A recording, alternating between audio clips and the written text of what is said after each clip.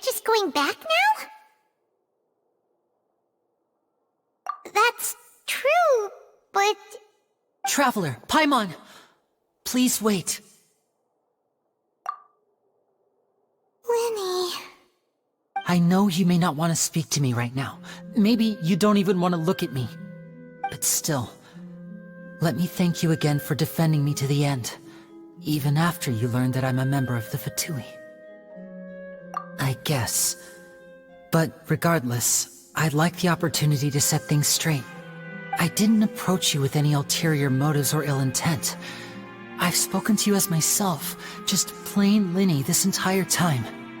As for why I'm a Fatus, it's because the goals of the House of the Hearth align with those of an orphan like me. That's all. That was how Father, who you might know as the Knave, approached recruiting us back then too. The Knave? The one who controls the House of the Hearth? She's your father?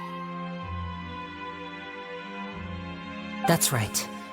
And since we're here, I was wondering, would you mind hearing a story?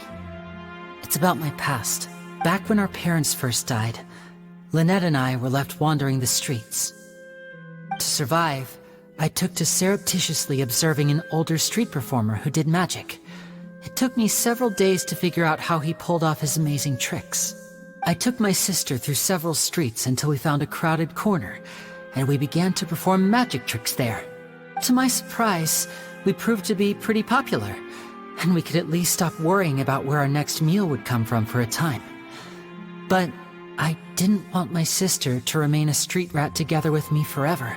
Before long, an aristocrat came to me and claimed that he wished to take us in after watching my performances. So you went from orphans to nobility just like that? That was how we felt at first too. As if fate was on our side and we could say goodbye to those painful days. But I gradually discovered that while we were called foster children, he was really after my talent for magic tricks.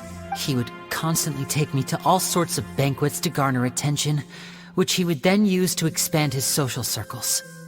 That doesn't seem too bad either. Better than roaming the streets at any rate.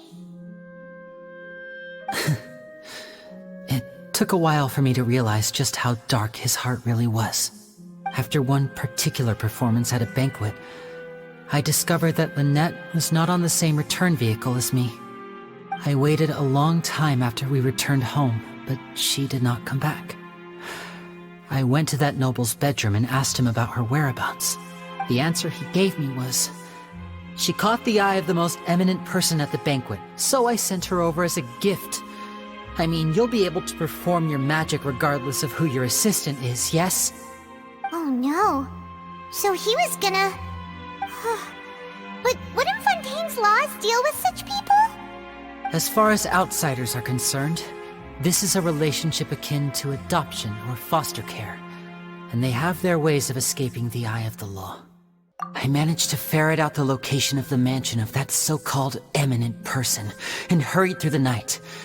But by the time I leaped over the walls, avoided the guards, and made my way in, all I saw was the moonlit ground covered in blood, and the knave standing there in the darkness.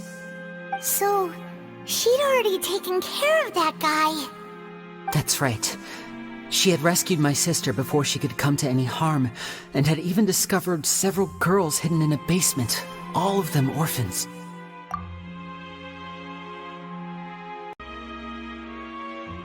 Father, I mean, the knave, might have seen something in me, and so she made me an offer. The House of the Hearth welcomes you, for your interests align with ours. Here, none will ever betray you.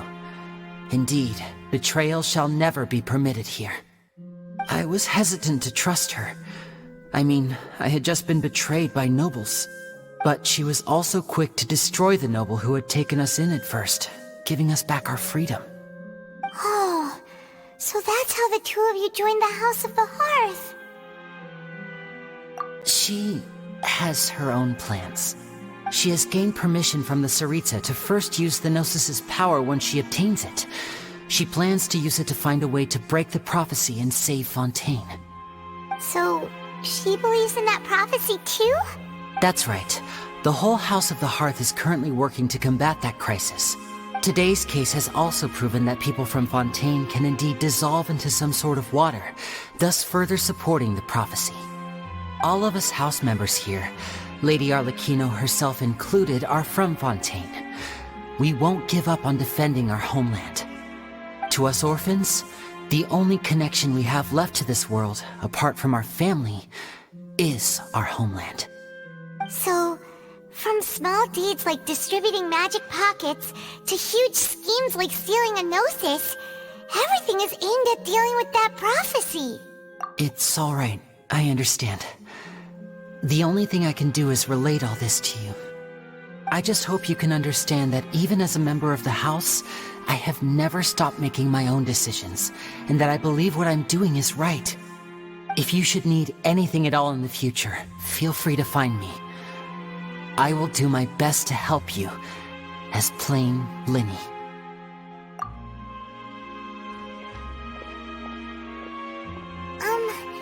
Bye, Lyney!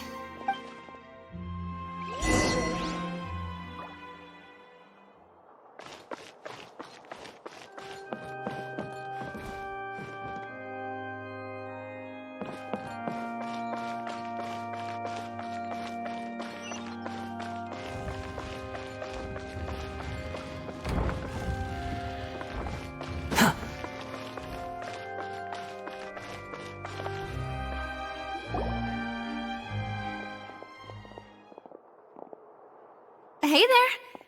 What was with the disappearing act you pulled right as the trial ended? Were you looking for us, Navia? Well, this whole thing isn't exactly over, is it? I do feel that we're getting closer to solving the serial disappearances case, though. Don't you think so, too? Huh? What's wrong, my dear partner?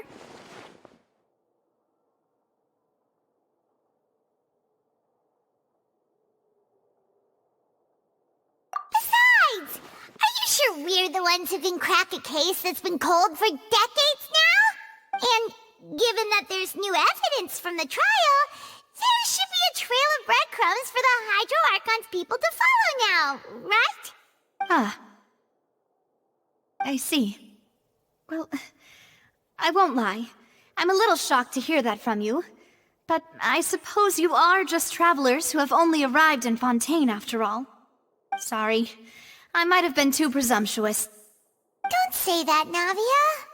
Ah, and we were having so much fun investigating with you, too. It was like having new waters flowing into a stagnant mire, causing new hope to spring forth, and the reflection in the murk to become clearer.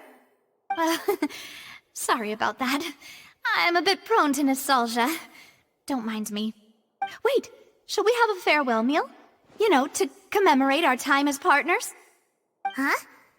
Do we really need to get that formal? Well, guess you really did treat us as partners, huh? Well, I'd just like to have a proper ending to every important memory. That way there are no regrets later. Anyway, it would just be a meal, so it shouldn't take up too much of your time. You don't have to twist Paimon's arm. If Boss Navia's treating, count Paimon in! Oh, wonderful. In that case, why don't we return to the court of Fontaine and head to the Hotel de Boer? I believe we'll make it just in time for dinner.